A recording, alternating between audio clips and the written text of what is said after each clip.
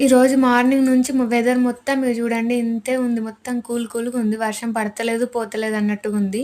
మా బాబేమో స్కూల్ నుంచి రాగానే మమ్మీ నాకు అదివ్వు, ఇదివ్వు అని అంటా ఉంటాడు. అన్నం తినమంటే మాత్రం అస్సలు తినడు. ఈ వెదర్‌కి ఎవరైనా హాట్‌వి తింటారు గానీ మేము మాత్రము ఫ్రూట్స్ కట్ చేసుకున్నాము. వాడు రాకముందే ఫ్రిడ్జ్‌లోంచి తీసైతే పెట్టినుంటిని తిందామని. ఇగ వాడొచ్చిండని వాడికి గూడా పెడదామని అయితే కట్ చేస్తా ఉన్నా వాడు తింటా అనగానే.